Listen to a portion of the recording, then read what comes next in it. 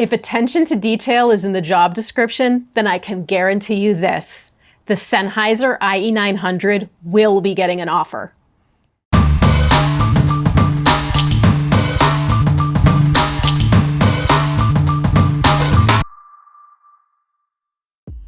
I am so excited to talk about Sennheiser's new flagship IE900 earphone.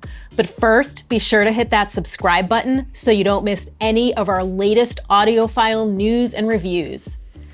After a few years with little engagement, Sennheiser is seeking to reconnect with loyal customers and attract new ones. With their new entries in the in-ear segment, the IE300 and the flagship IE900, they are targeting one demographic in particular, the so-called next-generation audiophile who is looking for high-fidelity portable audio. They want convenience without sacrificing sound quality. The IE900 is a really comfortable earphone, or IEM. In fact, comfort was paramount in the development of the IE900. I wore them for hours with absolutely no discomfort. Their smaller size and the way they sat in my ear canal just felt right. It's also a good-looking IEM with a milled aluminum housing that lends a high-end look without adding heft. But let's get to the good stuff. The IE900 is a single dynamic driver design, but one in this case is definitely not a lonely number. I was immediately blown away by the incredibly clear and natural sound coming from the IE900. I perceived the sound to be full and forward, but not aggressive, and the detail. I truly heard things in tracks I know well that I didn't know or had forgotten were there. And did I mention vocals?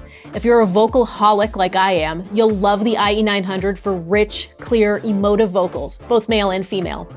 Treble on the IE900 is definitely something to write home about. Lots of sparkle. Piano on several tracks sounded absolutely gorgeous. I listened to Rodrigo y Gabriella's rendition of Stairway to Heaven and was tickled by the sweetness of the violin and tantalized by the texture and pluck of the strings. The IE900 kept things tight and separated during the frenetic latter part of the song. Indeed, instrument separation is a real strong point for the IE900. Soundstage on the IE900 is intimate, with layers of sound and everything clearly delineated. I felt very much in the music, which is a great place to be.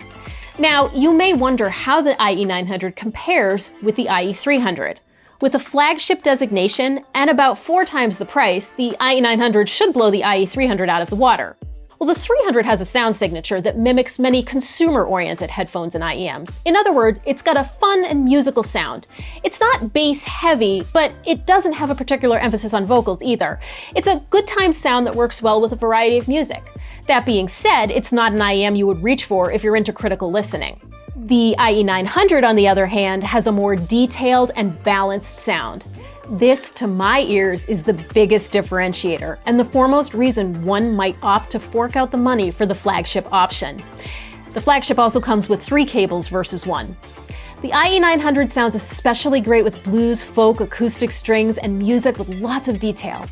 If you want a pair of IEMs from a venerable audio company that are going to give you that detailed, natural, audiophile sound with no pretense, then the IE900 would be your choice. If you want to learn more about the IE900, check out our written review, which we'll link to. If you have any questions, leave us a comment. And if you're looking for more audiophile reviews, be sure to click that subscribe button. Thanks so much for watching.